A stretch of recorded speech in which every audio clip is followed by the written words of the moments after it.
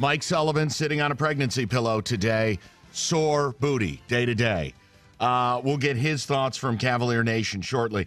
But I wanted to open this up because I thought, look, you heard our little stupid bit that Wojo allows us to do called Douche-Adamus. And I kind of gave you my thoughts were simple. It would be Warriors in a gentleman's sweep of 5, and 3 of the games that they win would be blowouts. And last night, I mean, it was unbelievable.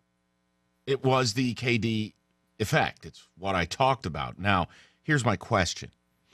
Everybody complains. Where are all the great teams in sports? I know during the NFL season, many people complain about it. We talk about it. Baseball, football. It's one of those things where people want greatness. And if you're like me, you're in your mid-30s. Even more so, I think if you're 40 or you're in your mid-40s, you hearken back to a time when if you're an NFL fan, it was the Niners and the Cowboys. There was greatness there. Even though the Bills never won a Super Bowl, they were great to make 4 straight Super Bowls. There's greatness there. We've lost that. And what you saw last night is what greatness looks like. Now what people are saying is, well, nobody else gets a chance. This isn't fun. They're too good. So here's my question to you. What is it that you really want? Because we talk about, 9-7 NFL.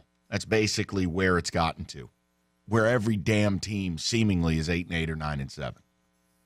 And then you look at the NBA where, look, most teams don't have a chance, if we're being honest about it. I made a point to Sully in our little meeting before the show, and we're going to get into it as the day goes along. Golden State is currently constituted as unbeatable. They're unbeatable. They will win every NBA title as long as they're together. Unless or if LeBron can get a 4th star around him. It used to be you put 2 stars together, you try to win a championship. Then it morphed into the big 3. The Celtics did it, the Heat did it, and now it's morphed into a big 4. What Golden State has done, and mind you, Kevin Durant plans on staying. What they've done is, A, put together the first big 4 you've ever seen, and B, put together the best basketball team you've ever seen. Now, whether you believe Cleveland's got a shot or not, that's your prerogative. I don't. But I'm asking you 2 questions to start the show. I mean, one is this team unbeatable? I could see as currently constituted, they never lose a championship. And again, you'd only be able to keep them together for 3 or 4 more years, and then something would happen. Personalities would clash, or someone's contract would be wrong, or you may see Klay Thompson hit the ejection seat. But they're unbeatable. I mean, last night, Klay and Draymond didn't show up to play. Shot 6 of 28 from the field, and they still won by 22. Healthy Steph Curry looked really, really good. KD looked like there was a bullseye of Russell Westbrook's head on the basket. So, A, are we looking at a team that's indestructible? And then part 2 is simple. Is this good for sports?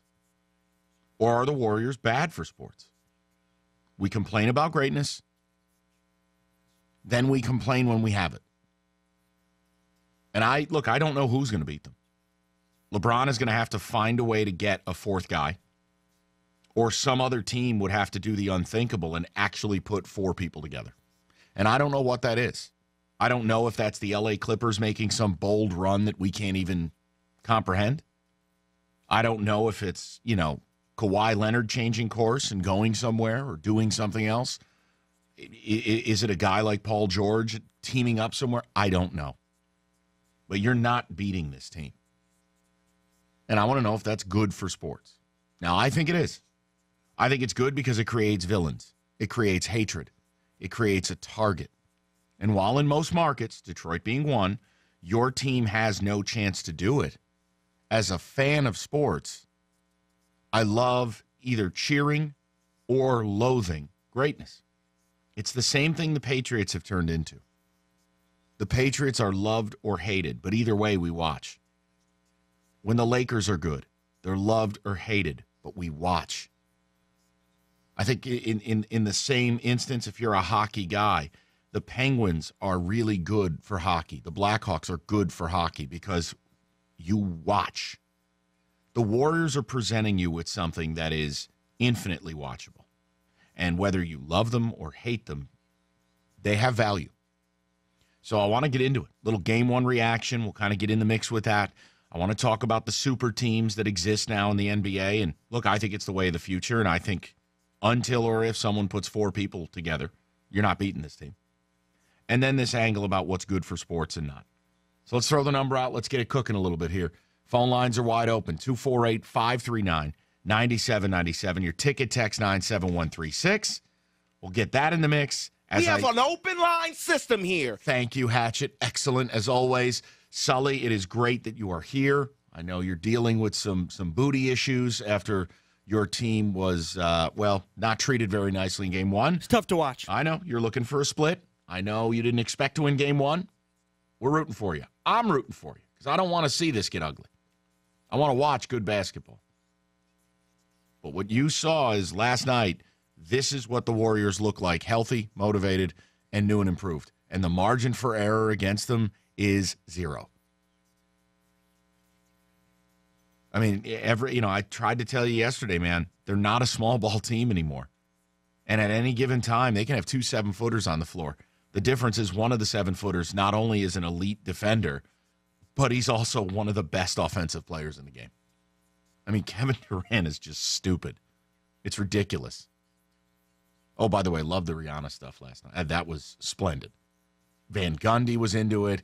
KD staring her down, her yelling brick, her dabbing and waving at the crowd. I mean, just a circus out there in Oakland last night. It was fantastic. It was everything that sports is supposed to be.